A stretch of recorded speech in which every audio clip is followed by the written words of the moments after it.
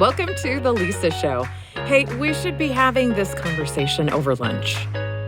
As we were working on creating an episode about finding the best work-life balance, we had this conversation with Treigh Christensen that we loved so much. We didn't know how we could cut it down to fit. Treigh gives practical tips for balancing your career, but more than that, he gives a great vision of what good wellness can look like in all parts of your life. I think you're really going to love it. So I'm here with Treigh, who's the founder of a business and an app called Lyfe Sculpt that's dedicated to enhancing personal well-being. And I like that description of self-care, enhancing what is your own individual well-being. So he has a lot of not only experience in this, but has talked to a lot of people about how you really implement this. Thanks for being here, Treigh. Thanks, Lisa. I'm honored to be here. When we talk about self-care, a lot of people want to take a step back. You describe it, like I just said, as personal well-being. What is your whole philosophy about why we should take care of ourselves? Well, when I mention it as personal well-being, I like to think of the brain as a second body. You have multiple muscles in your body, so why wouldn't you consider your brain the same way? Every one of us has a creative side. Every one of us has a logical or analytical side, and we're all emotional in one way or another. Something stresses us out. So calling it just mental health kind of makes you think about you're sad or you're frustrated or you're depressed, but it doesn't really take into consideration things like creativity, things like connection with other people or nature or animals. So that's really interesting because when we talk about work and having sort of a work-life balance, I think a lot of times we don't even know what we're talking about. So what if you have a sort of job or a situation where you don't feel like you can be particularly creative or go out in nature or something for whatever you do? How do you find that or advocate for that work-life balance? Oh, that is such a good question. And you know what? It's sad to admit that so many people don't know where the line is. Work-life balance can be tough if you have a very stressful career, you're trying to climb the corporate ladder. I have a couple takeaways here, though. Number one being get sleep. You need to get sleep, and you need to get balanced sleep. It doesn't matter how stressful your job is. You need that sleep. Cognitive function, your metabolism, your central nervous system, all of your hormonal systems, they're just out of whack if you get less than sleep. This has been proven time and time and time again.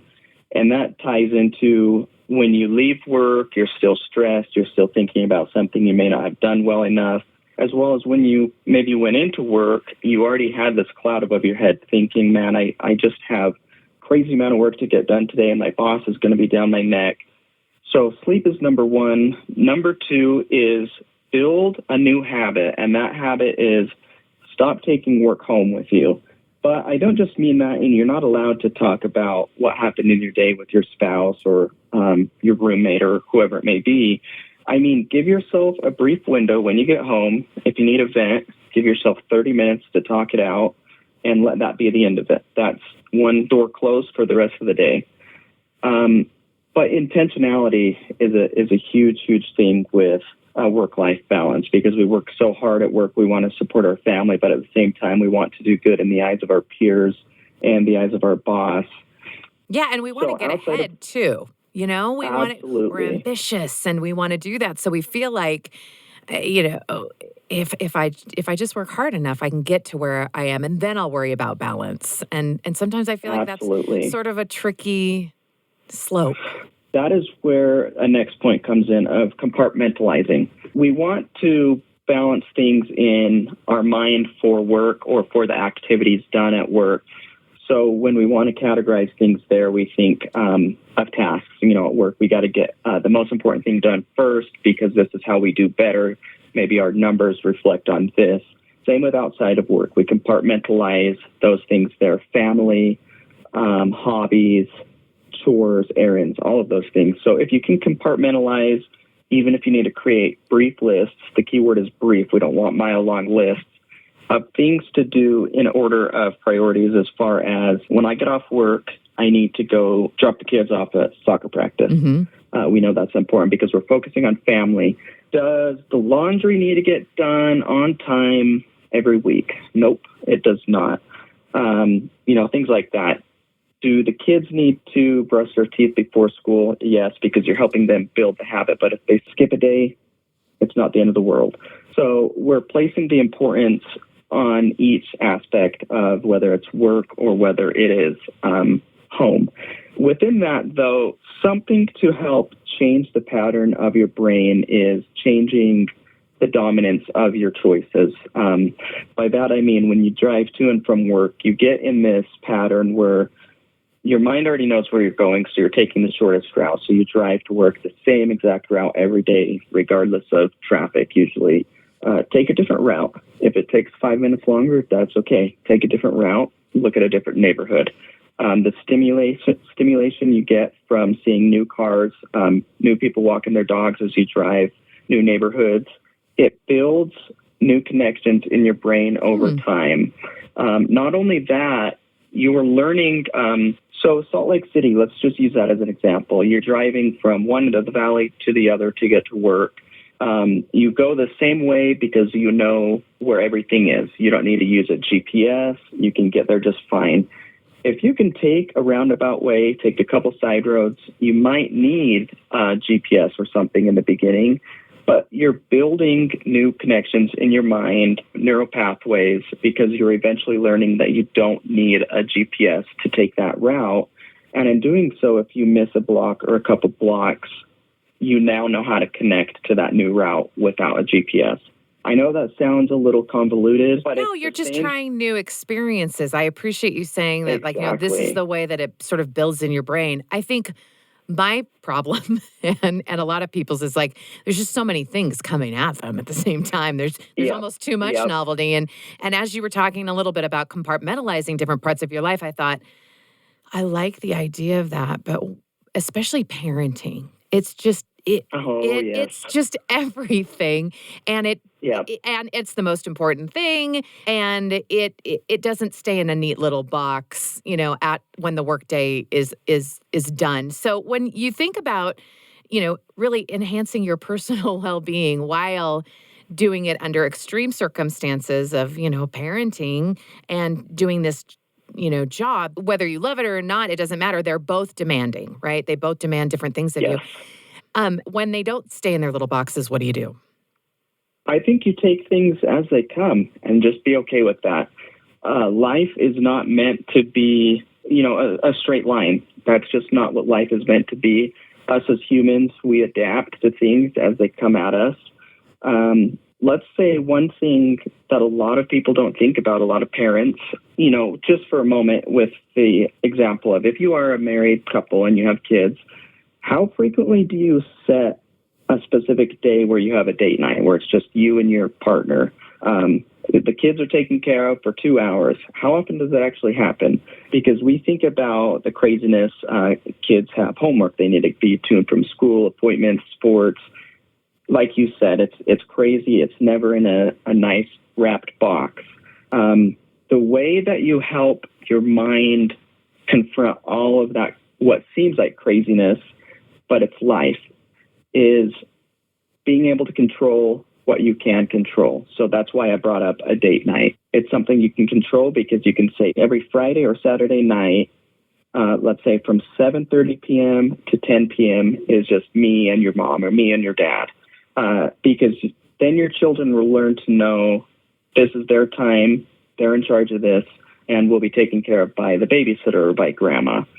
When something does come up, heaven forbid they get hurt at school or, there's an accident, you have to take it in swings. And you have to learn to be okay with that. I used to be in this mind frame where if I called into work for anything last minute, whether I was extremely sick or a family member got hurt, I just felt guilty to my stomach. It made me feel sick. And I didn't consider that it's just part of life. If somebody on the other end, in this example, my boss, did not understand, then that has to be on him. So what changed for you? How did you get to that point?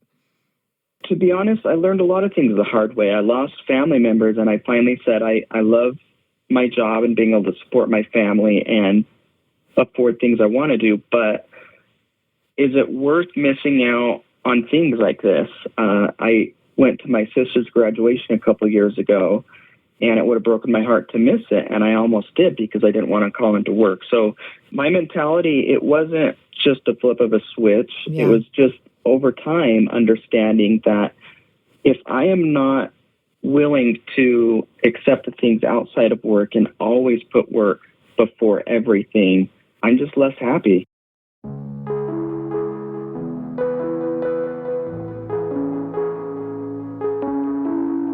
So I'm curious as to what self-care looks like for you personally right now. So I'm going to briefly talk about how I improved a couple things with my job. I work crazy long hours during my day job, so I work anywhere from 10 to 12 hours. And then when I get off work, I usually do another 2 to 3 hours of work on my business. But I realized that burnout just hits way too quick. So I need to start working on things that make me happy, make me feel relaxed. So when I get off work, I will normally take a warm shower because it's been proven that steam and warmth help relax your nerves, relax your body, and bring you back to that centralized, balanced state. If I don't do that, this time of year, especially now that the weather's cooling off, I connect with the outdoors and I take one of my dogs with me. I do not get on my phone. I usually walk about 1.5 to 2 miles. I do not get on my phone at all. Ironically, I don't listen to a podcast or music. I just listen to nature or cars.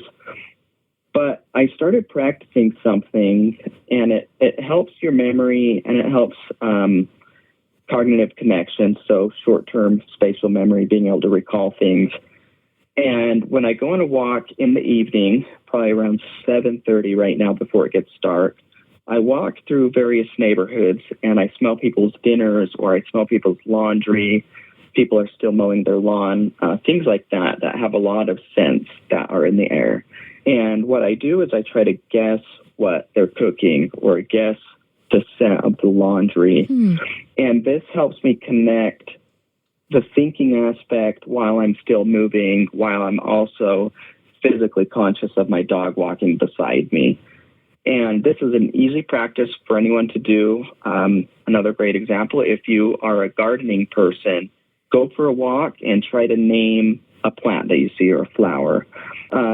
The point here, helping my mental health, is I'm taking the focus away from these long hours I'm putting in. I'm spending it in nature, but I'm also using my brain sort of actively, but in a relaxed manner. And there's an amazing benefit to this where I'm improving my short-term memory because I'm trying to think of these scents, or I'm listening to the birds and trying to guess where they're coming from. And you don't realize that little things like this make us feel better. So when I get home 45 minutes later, I feel better. I'm in an entirely different mindset. Yeah, it's just a refocus. And absolutely. And sometimes we feel like just the old cliche, time is money, and I've got to be productive to do that. And you can forget the sort of intentionality of the whole reason why you're living your life.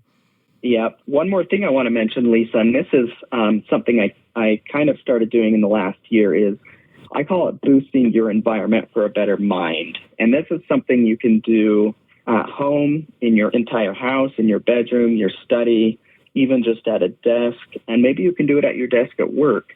There are a plethora of scientific studies out there showing that various stimulations help improve mental health, reducing anxiety and stress, promoting relaxation, those kind of things. So I'll just briefly give you a few ideas for listeners to consider.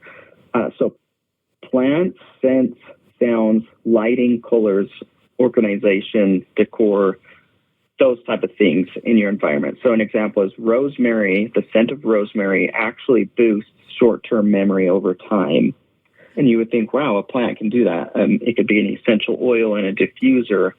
Lavender, everybody knows, typically promotes relaxation. When you listen to natural sounds, things like birds or a waterfall or rain, they actually boost positivity. Obviously, they lower stress. People use them to sleep sometimes. just like binaural beats, which are different wavelengths of sound waves. In one ear, it takes in one wavelength. Another ear, it takes in another. Your brain will actually produce a third wavelength as it tries to understand two simultaneous wavelengths. The third wavelength that your brain creates is the binaural beat. And the slower and longer the wavelength is, the closer you get to a sleep wave, something that helps get you to a REM sleep or a light sleep. But you don't need to use it to sleep. You can use it as a background sound. Maybe you're reading a book, and it just promotes additional relaxation. Another interesting thing is red light in the evening, and it doesn't have to be literal red light. It can be in the spectrum of the red side of the light. It actually helps secrete melatonin, additional melatonin in your brain, so you can sleep better and obtain REM sleep easier. And the last thing I want to just mention is something like a better organization in your home or on your desk, even at work, promotes less anxiety and actually improves happiness. And you wouldn't think a clean desk would, but trust me, it does. So those are just this is a couple so great because examples. I'm going to tell my teenagers this. Science. Well, I implemented about 2 years ago. I finally caved and bought some Bluetooth smart bulbs that connect to an app on my phone. And I have them customized to my settings and my sleep cycle. So about the time I go to bed, that they start dimming and automatically changing more to that red light spectrum and less blue light. Oh, wow. And I also incorporated blue light glasses that I wear right around 8 p.m. And it has helped my sleep improve. It has also helped when I wake up, I feel more refreshed. So that refreshed feeling when I wake up, I can take on the day. I can take on what comes to me at work.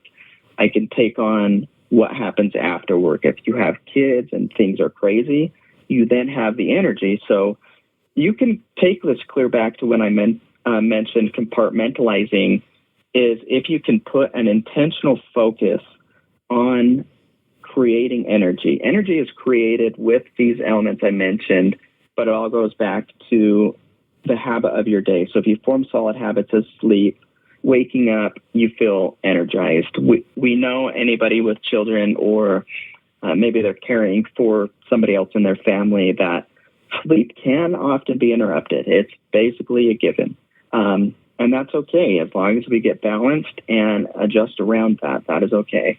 Yeah, I like your approach that life will happen. There will be interruptions. There will be times that you're going to need to adapt to all this different kind of change. But having those, basic habits in place and setting it up and being really intentional about what you need is going to help you better at work and at life. And we know that sometimes it overlaps.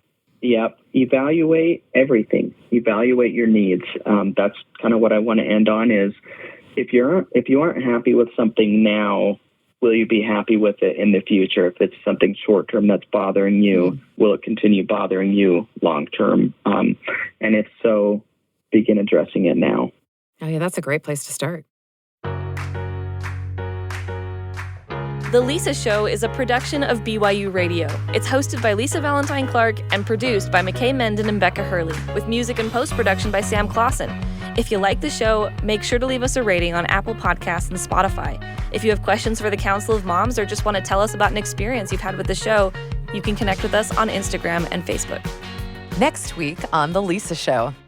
It's funny because I feel like I have this conversation with all of my friends, and we get to a certain point in a friendship where this is a topic that comes up, and then I'm like, oh yeah, I'm an introvert. And they're like, no, you're not. And I'm like, well, I am, really. We had this very conversation. Yeah. It's interesting because at my core, I want to be just me and my family. And I want to always just be like, and to a fault sometimes, like we have a common friend who's like, has made those comments before, like, hey, buddy, when I invite you out, like, it's nice for you to say yes and not just be like, sorry, I'm staying home. Yeah, every once in a while. Yeah, and I'm like, okay, for sure. I'm not going to do that, though. That's next week on The Lisa Show. Be sure to find it wherever you download your podcasts.